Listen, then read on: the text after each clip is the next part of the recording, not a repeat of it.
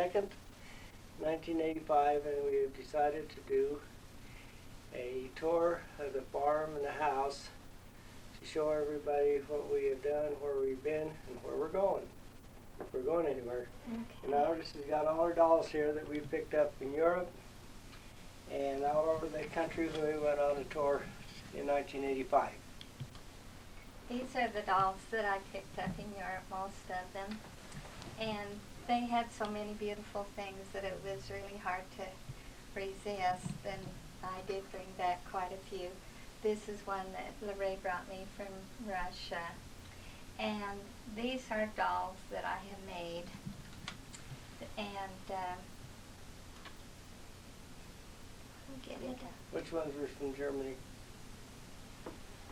Let's see. This one was from Germany. Then they got from Greece. And we have from Greece. And Switzerland. And Austria. France. These were from Greece. All these on top were from Italy, weren't they? Yeah.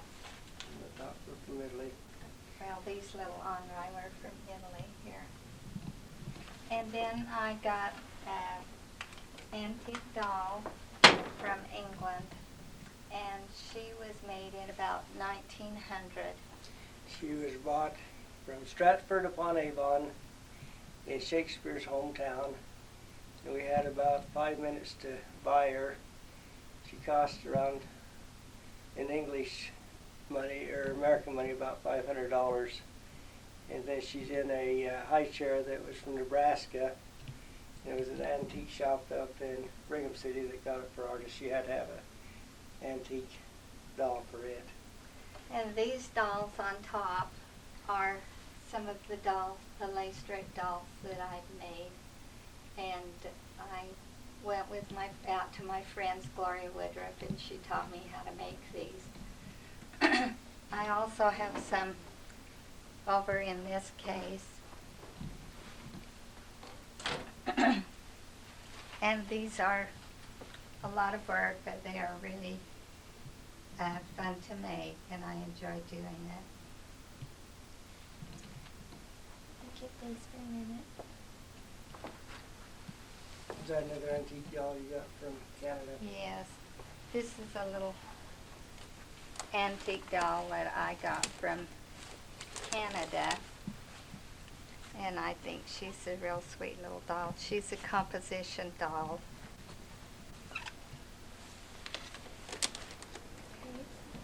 Okay, how about the stained glass over here? Okay, then this is a stained glass lamp that I made for myself. I had to make one for Jana and Sherry and Brant, and I was able to keep one.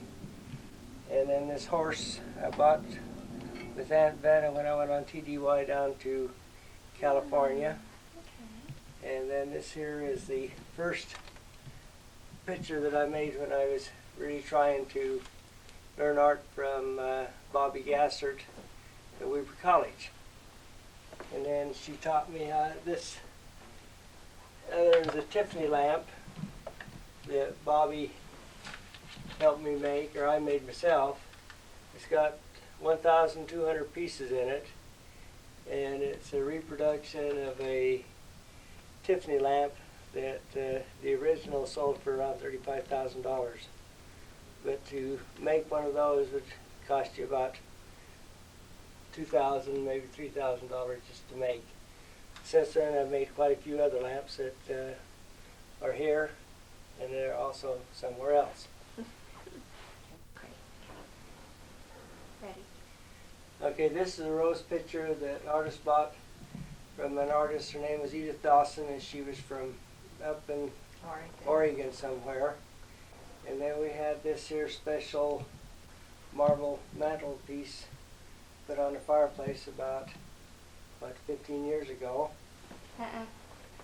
20 years ago, huh? At least. At least 20 years ago. Then this is Ardis's hall tree, and then this is her Pioneer Girl. Pioneer Girl. Who made it? Don Buswell. There are only 5 of them, weren't there? Well, I think he made about 25 of this particular one. but he has done many sculptures now of Danny Ainge and different athletes. So he's become quite famous since he made his first one. These are hats that Don picked up on our trip to Europe.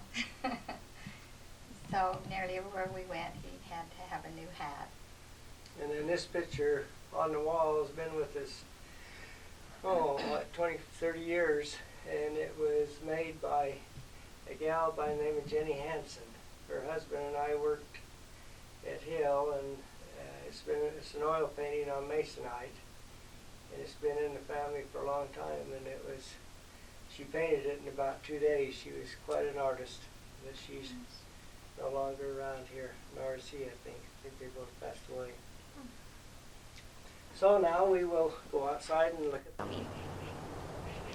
Okay, this house was made and built between 1951 and 52. We poured the foundation in the spring of 51, and then in the fall of 51 we started to build it. I did most of the work on it that I could. We hired a carpenter by the name of Irvin Eames in Critchfield.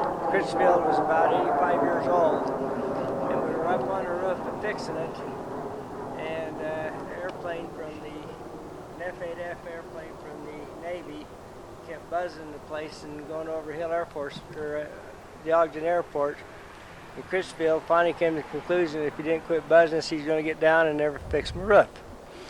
The basement was poured by a man by the name of John C. The brickwork was done with Mr. Eames's brother-in-law, Aldo Stevens.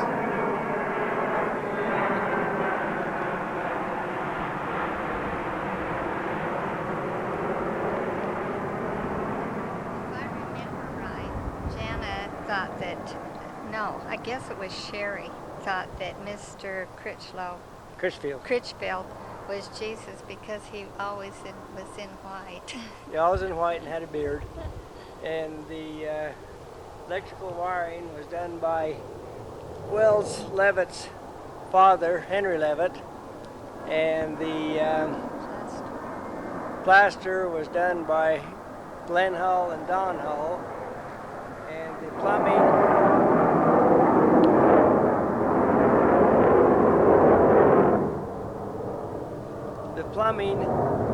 was done by Ray Hickenlooper and Clark Hickenlooper, and then Al Ellis, he helped us every bit he could. He just said that as long as you tell me where to pound the nail, I'll pound the nail. And then Irvin Eames and I, we salvaged a bunch of ammunition boxes from Hill Air Force Base and built the garage to the side. And then Steve Marsh came and put in the new doors and the electric door opener.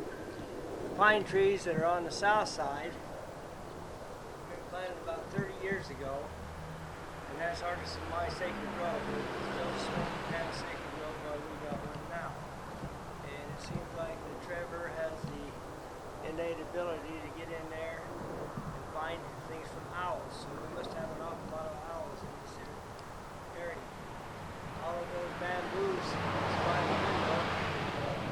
come from a kid I worked with out at Hill Air Force Base, Swede Larson, and the bamboo started on the south side of the road to the house, and it's finally worked its way around to this side. So let's go on to the back. Okay, these wagon wheels are from the old wooden wagon that we used to have pulled by a team of horses. And the last time they were really driven was by me when I was 12 years old, and I drove them from Pleasant View home, because we always had a team of horses, and we'd work it here on the place, and then we'd take it out to Pleasant View and work it out there. And I was 12 years old when the folks would give me a team of horses, and I'd have to drive it all the way through, and that there's what I've got left of the old iron-wheeled wagon. And Dad used to go over the stockyards and get manure, and he'd make 2 loads a day, and we'd always go with him and throw apples to the school kids, and he'd always have to stop the horse in the middle of the river to soak up the smoke so that they wouldn't clang or rattle. One down here was This is the end that we built about 10 years ago. We had this large room built on the back of the house for all our picnics and families. It seemed like we sent 3 kids away, but they brought back 10 kids. They also left us a dog named Shiro, which has been our pet, trying to figure out what's going on. Huh, Shiro? Can you talk?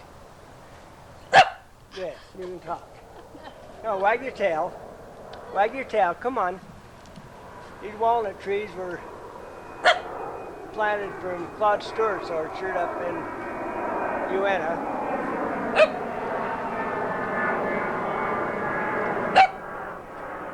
Okay, the implement you're looking at is called an imp. It's bought from Canada, and it's what I've been using the last 8 years to prune my trees. When I was in high school, Dad and I could do 5 large trees a day, and now with this I can do 25 trees an hour. The shed that you see used to be the old barn, the north part of it. I tore it down, part of it, and I used it to shelter the implements. The south side is the barn part, the north side was from an old chicken coop. And so I've tore them down and salvaged them. The roof on this here comes from the industrial park across the street. They got through building their building over there, and they had these here roof sections left, so they sold them to me, and I was able to re-roof my garage and also make a shelter for whatever I had. Whatever toys you see around here is a residue from all of our grandkids that have been running around the place here. This is our Delta motorhome. We bought it in 1978, and we traveled 40,000 miles with it. Jana and Brian were the first ones that were able to use it, and they took it to California for the first vacation. And since then, Sherry's had a chance to use it and has used it, and Brent has, and we've toured all of California and the Northwest and Canada with it. And it's something that will still stick around in the family here for a long, long time.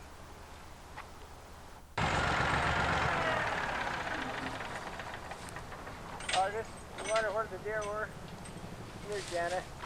You're looking at deer feet? Look at the deer tracks through here. Where are they? See all the deer tracks through there? Uh-huh. There are 4 deer. So that's where the dog starts barking every night. That's because, see, they're walking right through here. Yeah. Hi, Shooter. This is a tractor that we bought in 1966. I had to put the things on front to protect the tractor from the leaves, the limbs. The chains ended up on there when Jan and Brian were running the movie box, and I put them on there because I had no way of carrying them, and I've never taken them off since. So I have that there. And I've driven this tractor 5,152 hours. So that means that this tractor in its lifetime has traveled about 20,000 miles, and all of it just within the orchard. We have 4 deer that keep walking up and down.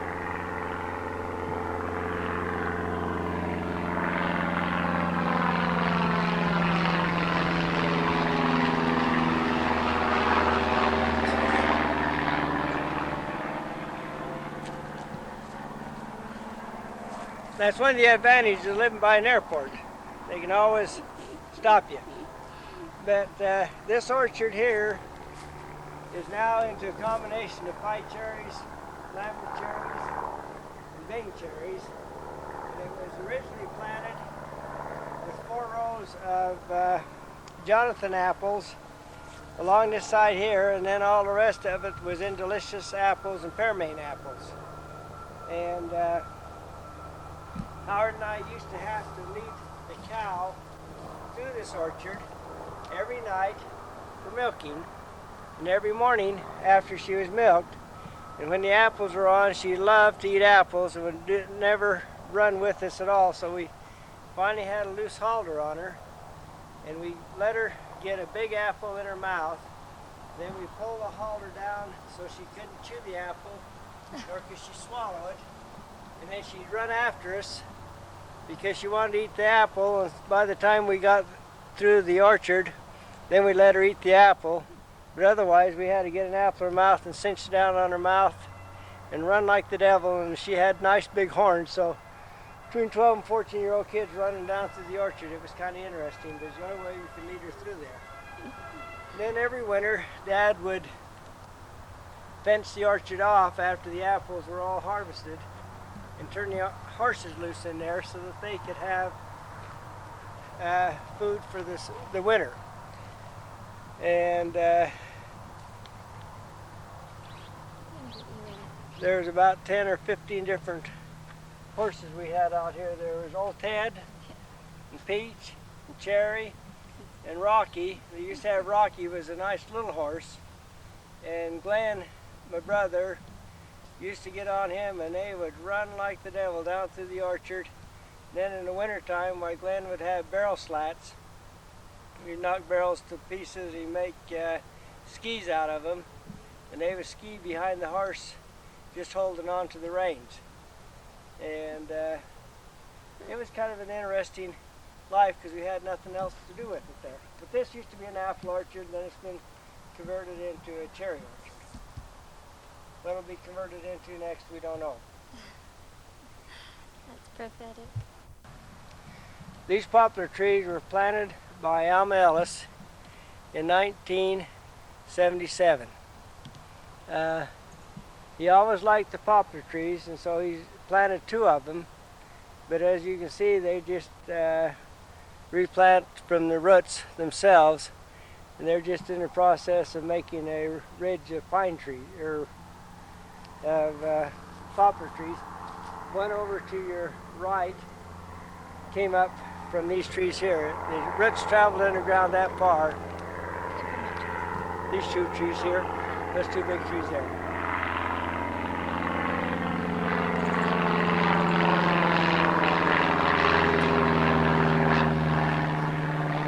To the left of it, the tree in yellow, that's the mulberry tree. And the birds planted that.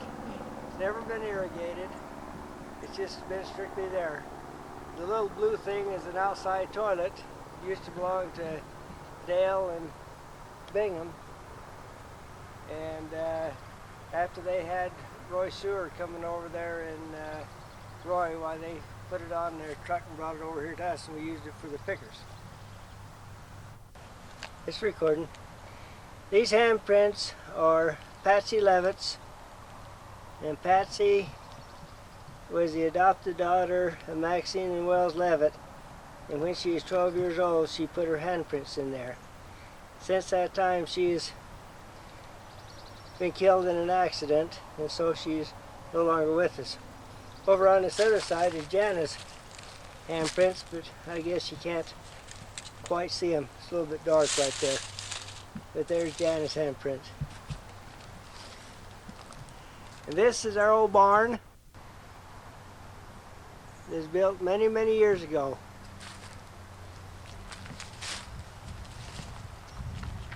It's kind of suffering a little bit of old age right now, but it's still there.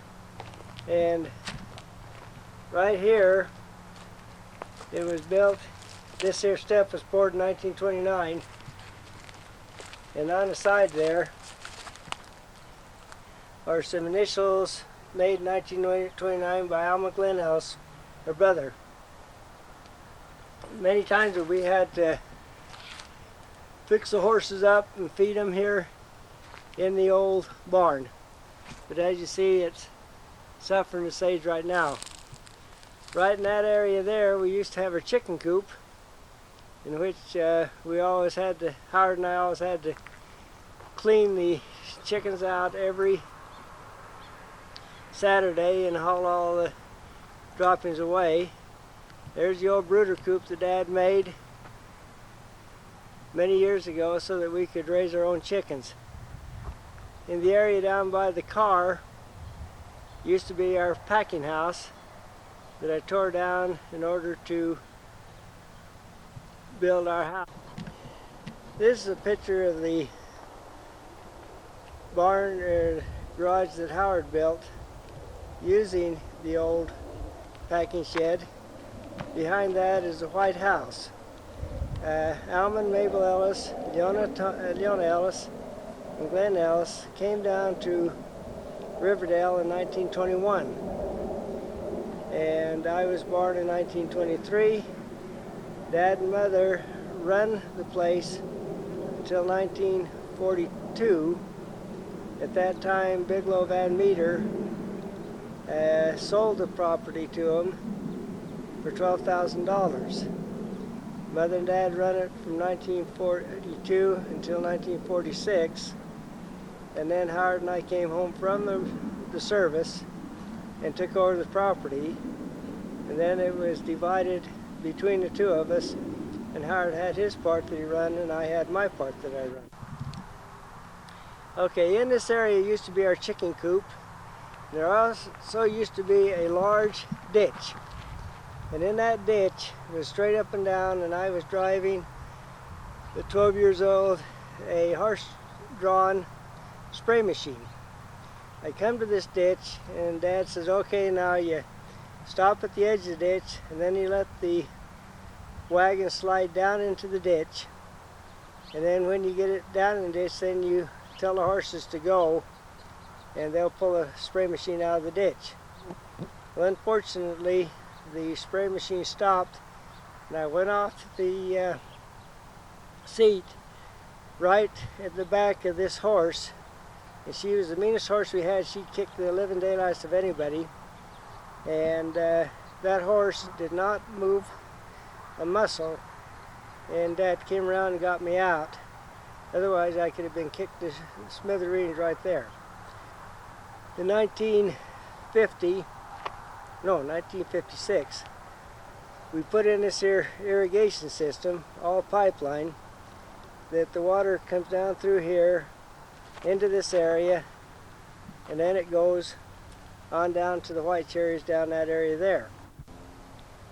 This is one of the old mowing machines that we used to use to cut the hay inside the orchard.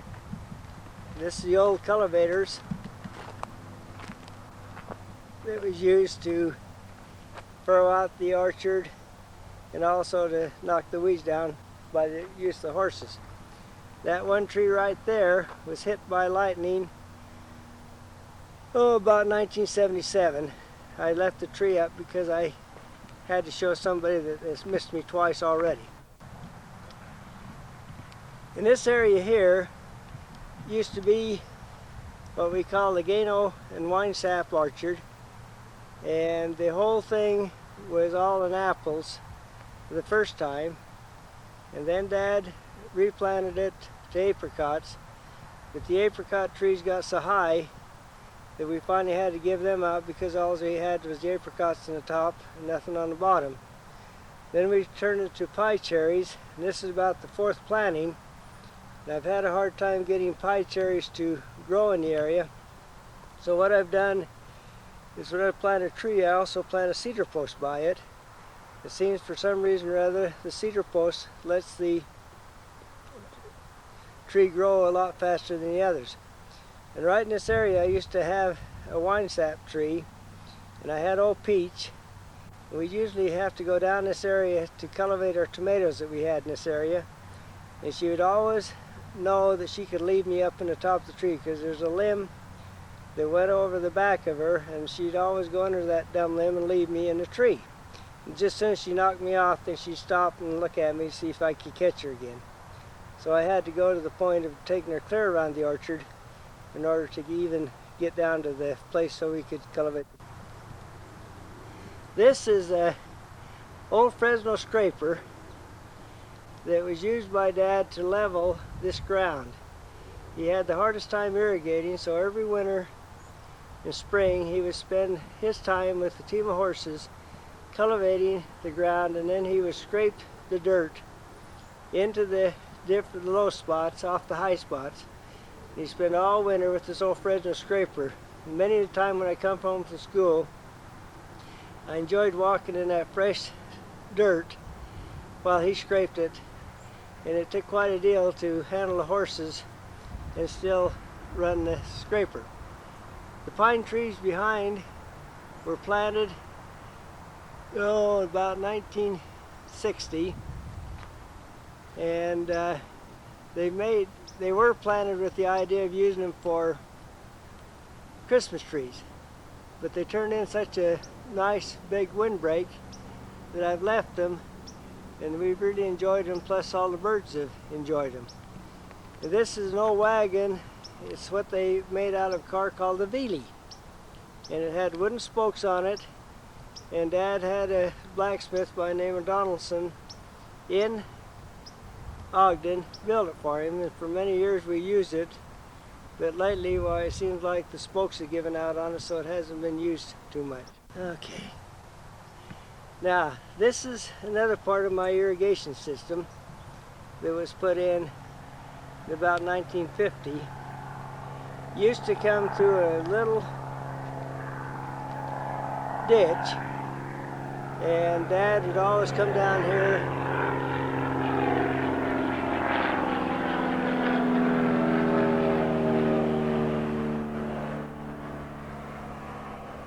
and he would sit under these trees while he would irrigate 1 or 2 rows of trees with the water, because that's all we could get down there.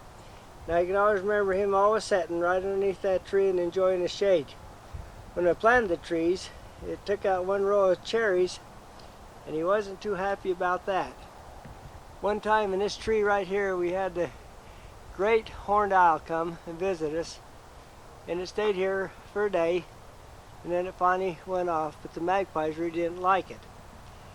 When I planted these here white cherries, I planted them twice as close as an ordinary orchard, so I've got twice as many trees here as what ordinarily would be there.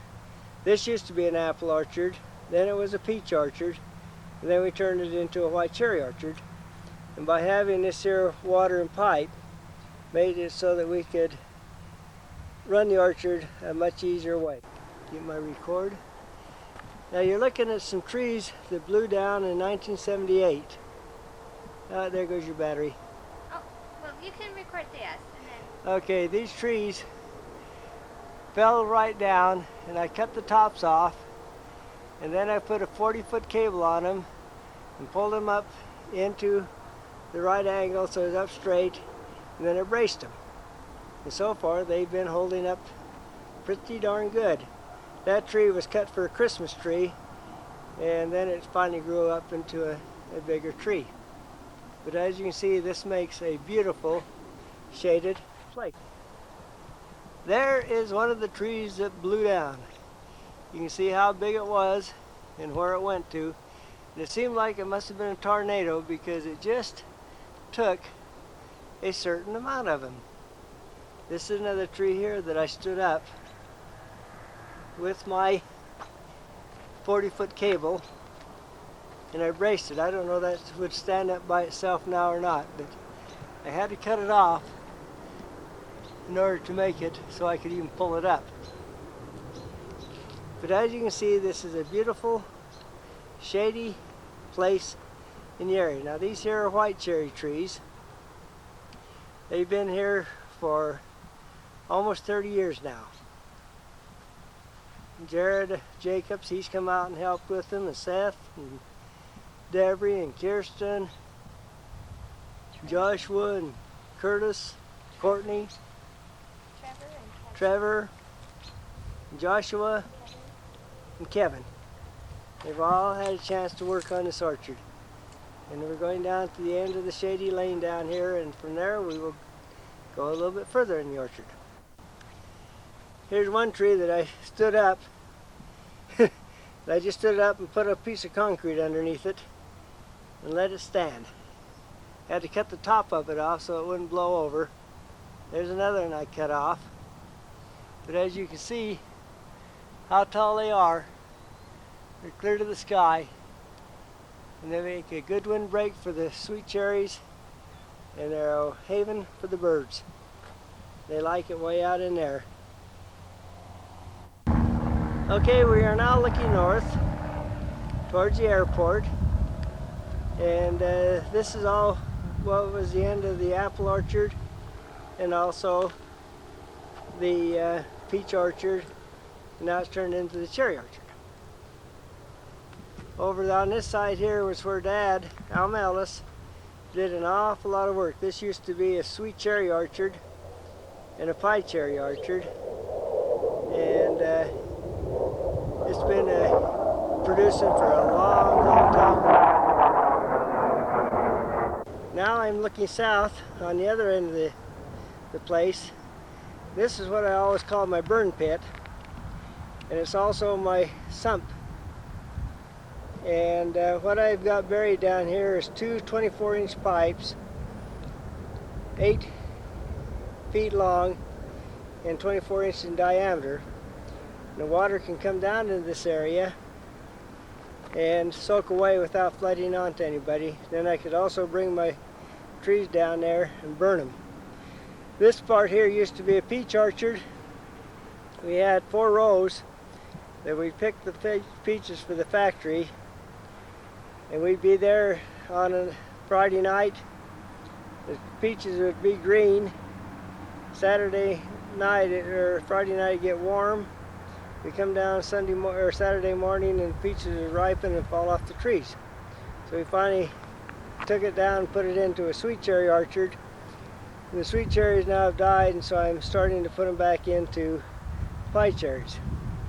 This is looking towards the west, towards the freeway, into the area that we're heading in. Those tanks don't look like much, but they hauled in about 300 tons of cherries in water. I was the first one in the state of Utah to haul cherries into the factory, pie cherries into the factory in tanks of water. And I built these here and took them to 6 of them.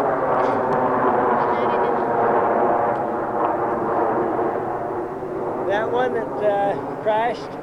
That's what they were, that type of airplane. Anyway, I worked with a fellow by the name of Melvin Stevenson, a Smith Canning company down in Clearfield. And the Smith Canning company has been out of business for many years. Mel Stevenson, he's passed away. But with these here cherry tanks, we fill them with water, and I'd weigh them down at the factory, and then bring them into the orchard, and artists would dump all the cherries into the tanks. It was on the back of a 1941 International truck. And then I had 2 trucks, a 1948 truck with the 1 tank on. So while I was to the factory, artists would have to pick have the cherries picked, dump them herself, check the pickers, and run the orchard. And she did that for about 8 years while the kids were all growing up. On the other side, you can see what was our orchard. And in between it is the interstate. And the interstate came through about 58 and took 12.5 acres of our ground and put a big hole in the orchard and made it so that we had to go clear across in order to farm it. On the other side, we sold the 8 acres to Saunders Advertising, and they now have it, but I'm still running the property. These here were tanks that they used to use with the Air Force. The Air Force put gasoline tanks in there to ship them, and I had to weld orchard valves on them in order to make sure I could dump the cherries in and out of them. And I insulated the tanks, and they served a very good purpose because I didn't have to worry about boxes. This is the interstate. That bridge down there is built on our property that we used to have. There's part of the interstate that was our orchard over to the other side.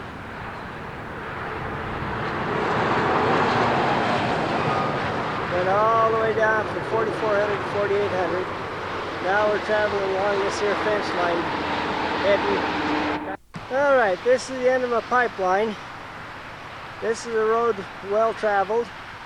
In the distance you can see the 4 poplar trees that Don and Ardis Ellis planted 8, 10 years ago, because he always had a love of trees. There's one of the boxes. All the water comes down into small, in a 10-inch pipe. It comes out these valves right here to the trees.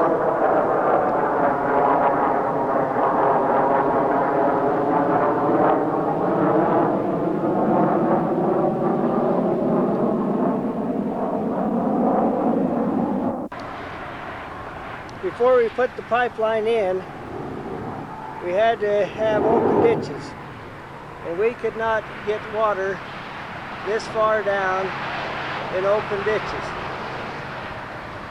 This orchard here used to be a Bing cherry orchard. It's now been transferred into a pie cherry orchard. And with these open ditches, we used to have to cultivate them 4 times a year and then hand dig them out in order for us to even be able to get the water. We're now still heading west down through the orchard. Okay, we're now looking south on the west edge of the property. This area, oh, you see a jackrabbit down there if you look way down there. But this used to be a white cherry orchard and pie cherries. And Howard and I, when we first started to pick, we thought it was real fun. We could pick real good. And then we'd have to leave the cherries in the boxes while Dad got the horses and the team, a wagon, come down and pick them up. Then we go down and sneak cherries out of the other boxes so we could pick twice as many every day. But this looks north, the way that the property used to run. And then you can see the narrow strip of property on the other side that we bought from the Bamberger. It was all part of the Saunders type deal. This orchard over here is Ezra Bingham's, and they used to raise a lot of cattle and milk cows. And this is all used to be pasture until they finally gave up the cows and they turned it into pipe. This is our Christmas tree grove. We planted these trees 10 years ago. And I guess there's been about, 15 trees taken out of here? And they have supplied everybody with their Christmas trees. We're along the west edge of the property. These are some trees that I planted in double row formation so that they would be able to produce twice as many trees per acre. And there's my shed. This part of the barn and part of the chicken coop and where I store all my ladders. Now you're looking at our ladders. I got about 150 ladders that we've been using to pick our fruit with. I believe in painting them. It's not much of a shed, but at least they're under shelter and out of sight. There's the tail end of the old 54 Ford we used to use, and we went to California many times with that.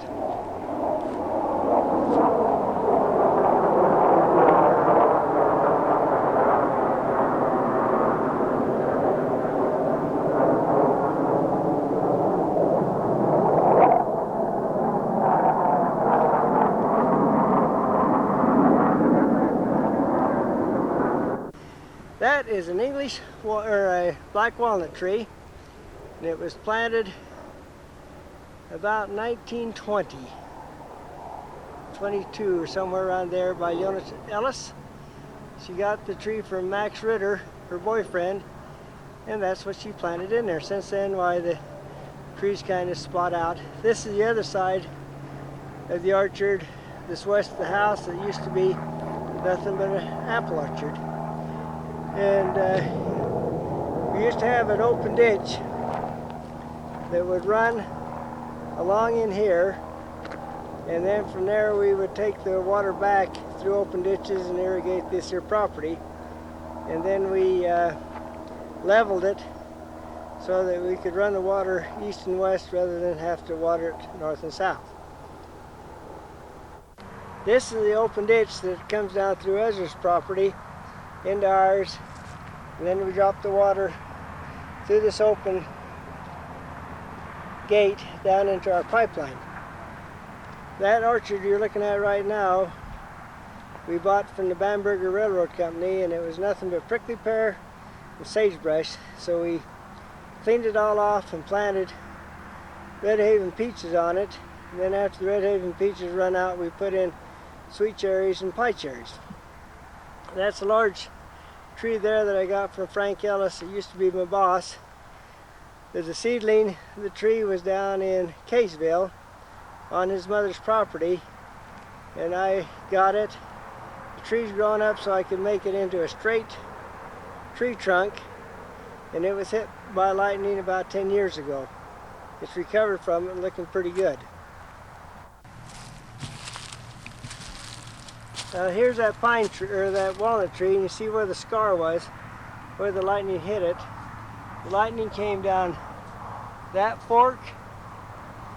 It came down that fork, joined into the middle. One bolt went this way, one went around the other side. Then that's a separate tree on the other side, and it went through that tree and into ground. But as you see, the tree has survived very good. This is a part of that orchard that we had to clean the sagebrush and the prickly pear off. Made a pretty good orchard. This is another walnut tree that I got from Frank Ellis. Now we're looking straight south down towards Brent's place. And this used to be all apples in there.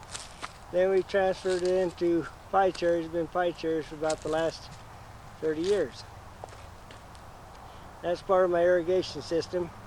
Right in this area here, we used to have a divider box. The divider box would take water in the pipe, then it'd run by open ditch towards the north, and then we'd also divide it out towards the right, and it'd run in an open ditch towards the heads of the trees.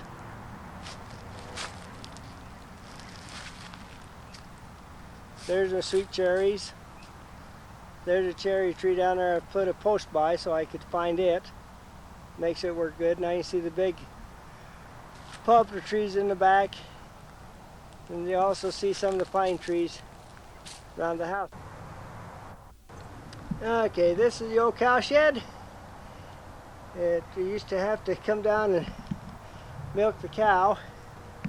When we got out of the service, why, Dad would milk the cow, and he'd hang the bucket right there on the hook, and then Brent would come down and pick up the milk. And then after a while, when Dad got tired of milking, then I'd have to milk.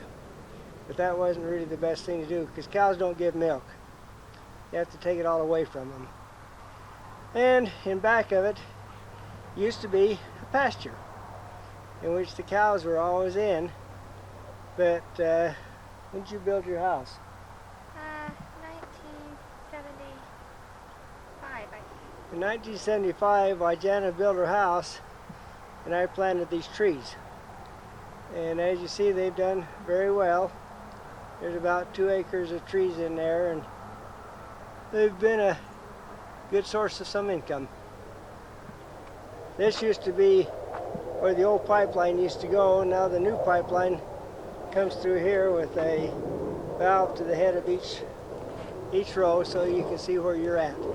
We're still heading south down towards Brent's. Okay, this shows where the water comes into the property. It comes into the first valve as a surge, then in the second valve, so this quiets the water down because it comes off the hill. The first valve turns the water to the right, which ends up down to our place.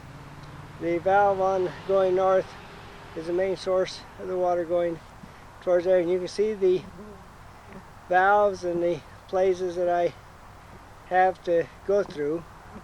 That old fence used to be up from Oz and Pa's place for Carl Pingree.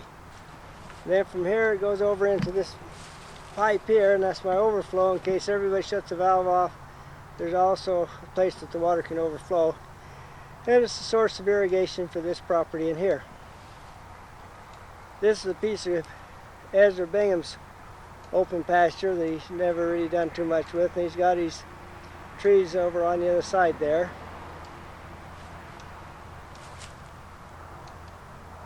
Then we're back to the main valves.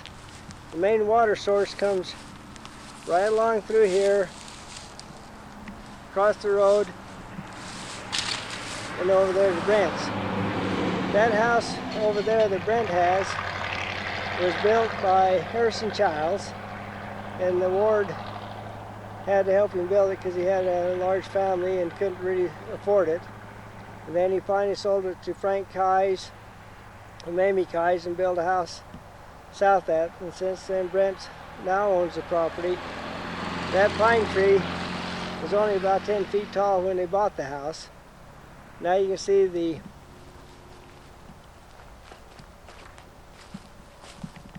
poplar trees that were planted by Ellis 20 years ago.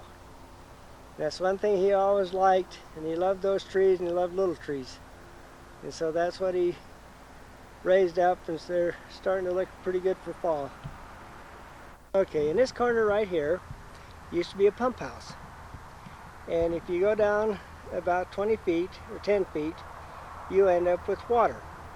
There's always water in this here pump house. And one year it got so dry that Dad had a big pump in there, but he couldn't get the thing going. So we hand pumped water into a wooden tank that Dad built, and he carried water to all the little trees around here. But this used to be a pump house there, and Howard and I would sneak into it, and we always thought fish were in there. We always would try and fish and see if we could catch fish, but I can always remember that this pump house was located in this area here, but since they put the sewer systems in and things like that, that's drained the water away from it, so there's not near the water that used to be in this area here. Okay, this used to be the main road to Salt Lake. And during the war, they came through and they made it into a 4-lane highway. And we used to have all the big trucks and all the big things go past us on this area here. And they would go up the hill straight away. Right now the road curves off that way, but they go up here, across the freeway, and on up into Salt Lake. And on that side there is Golden Bingham's. It used to belong to his father. And then Ezra Bingham built his house on this side the same year that we built ours.